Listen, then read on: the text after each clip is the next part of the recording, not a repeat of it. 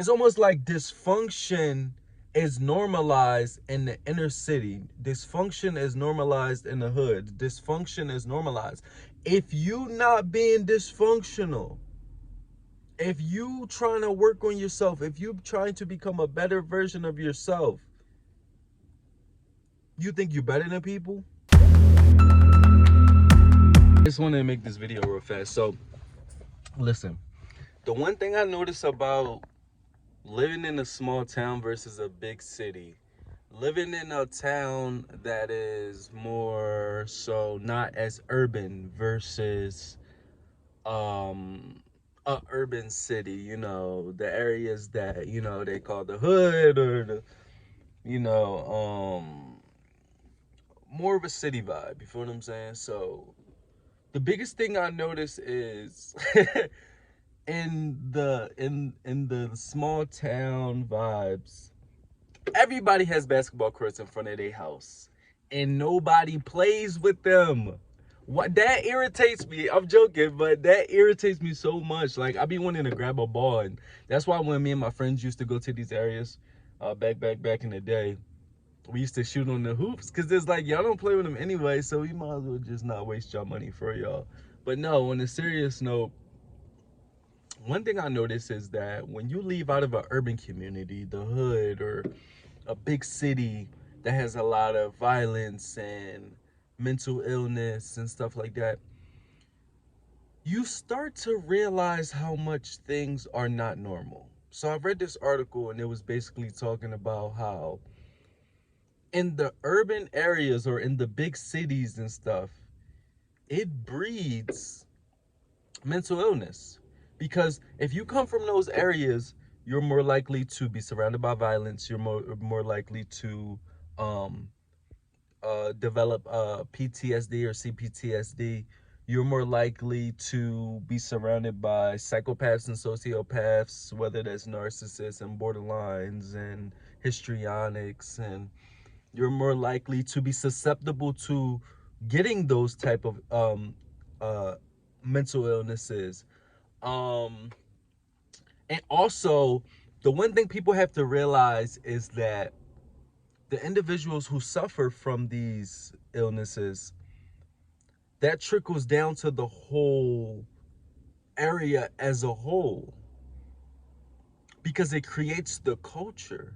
Just like everything is energy, or they say you are who you hang around. So if most people in these areas, or a lot of people in these areas, operate a certain way, which is perceived to be toxic, which is perceived to be um a way where people have traits that aren't uh I wouldn't say conducive to society, because I feel like we have to have good and bad, you know what I'm saying, in order for society to function, to be completely honest. Like, we wouldn't have no police officers if we ain't have all the crazy stuff going on. We wouldn't have um you know, we wouldn't need a lot of things. I feel like this world is built based off of, like I said, suppression and control, and drama and chaos needs to happen in order for the world to go around and around. We would so a lot of people wouldn't have jobs, or they would, I guess life will be boring. I don't know. Like, we search to be better, and we honestly mentally try to be perfect at times, and then other people on the other side of the spectrum of that just don't give, you know what I'm saying, they just do whatever they want. But the one thing I noticed, I think is a rapper named Corday.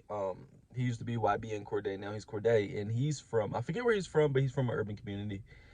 And he was basically saying that you know, when he left his hood, or when he left his neighborhood, and he left for a while, he was doing his music thing, and he came back, he realized that a lot of this stuff's not normal. Like, I don't listen. I don't be wanting to call myself an empath. I don't want to label myself that. But I absorb people's energy. You know what I'm saying? I really do absorb people's energy, and I notice everything. Like my intuition notice things. I notice things before people want to do it. Not like on no genie in a bottle level, but I really be realizing stuff, and I really be taking in people's energy, and that's one thing I had to learn and become aware of. Um, Whether somebody want to call me a male empath or not, I just know that I do that. I'm not gonna sit here and label myself an empath. But the one thing that I noticed was that out listen, when you're in an urban community, the hood, the big city, whatever, you know what I'm saying, Philadelphia, Detroit, Chicago, New York, LA, when you're in these type of cities, um you feel a certain type of energy. And that's why everybody operates the way they do. Like, especially where I'm from in my hometown, Philadelphia, people mean mug you. People will purposely, and I had a conversation with somebody who left Philly as well, and they said the same thing when they moved to wherever they moved to. They were saying, yeah, I just realized that people be being petty. Like, people be so petty, people won't even know you, and they give you that type of energy, that petty energy. Like, for example, I could be getting out my car right now, and the car next to me could be about to get out. So he'll wait till I try to get out, and then he'll try to get out in front of me to either me mug me or stare at me, whatever the case may be. But if you take him out of that environment, he won't operate like that. But everybody around there operates like that. So you have your every once in a while people who don't, but most people try to blend in. Like, even at one point, I've tried to blend in. I didn't do stuff like that. That type of stuff irritated me. But or like in Philly, little petty stuff like this, like the energy is low, the vibration is low, the people do weird stuff. Like, you'll be driving down the road and somebody know you behind them, so they'll like slow down, so when the light turn yellow, they'll like slow down to the point where it almost turn red, and then they'll take off so you can't go through the light, you know what I'm saying? And they do stuff like that. Like, the energy is weird, the energy is different. Or I seen this video of this girl was saying, like, this is my view, this was my view, and outside of her house was a bunch of people arguing over dumb, stupid, petty stuff.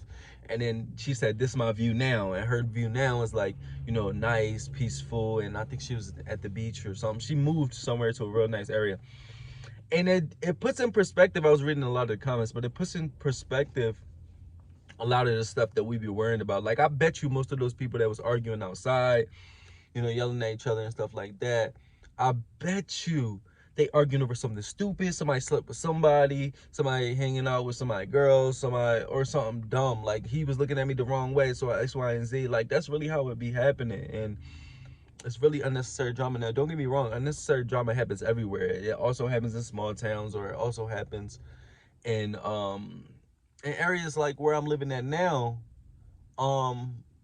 But the culture is a little different, so it shifts it to the point where it's less drama, or it's less things that are not necessary. You know what I'm saying? When everybody doing the same thing, most people gonna lean towards that way. So if everybody out here is hiking, going to the mountains, bike climbing, rock climbing, I keep hearing everybody out here where I'm at talking about going rock climbing, or that I should go to the mountains or go hiking and stuff. And I'm like, where I'm from, we don't do that.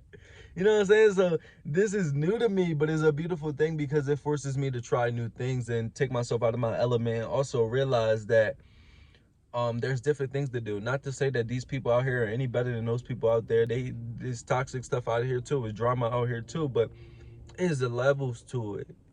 It's levels to it. And crazy, it's crazy because people out here as well have mental health disorders. People out here as well have those issues that I spoke about earlier in the video, but it's a different vibe out here, so people are more susceptible to either looking for help. Also, I'm not gonna lie, there's more opportunity out here in regards to getting help mentally, versus in the inner city. And it's also not normal in the inner city. Like, you going to therapy, like when I start going to therapy, start working on myself, people judge me, making comments. They'll say you think you better, they'll carry their self towards you like you think you better. um it's almost like dysfunction is normalized in the inner city. Dysfunction is normalized in the hood. Dysfunction is normalized. If you not being dysfunctional, if you trying to work on yourself, if you trying to become a better version of yourself, you think you're better than people? If you're trying to become a better version of yourself, you're not with the family, you're not with the homies, you know what I'm saying? You become an outcast whether it's in your family. Who is it? Joseph? Was it Joseph in the Bible? Who his people was doing him dirty and stuff like that. So I was a scapegoat of my narcissistic family. I talked about that a lot on my channel. A lot of people don't know what narcissism is. A lot of people don't know what scapegoating is. A lot of people don't understand it. But that anomaly or whatever you want to call it, is in the Bible. It's all in the Bible, and it's crazy because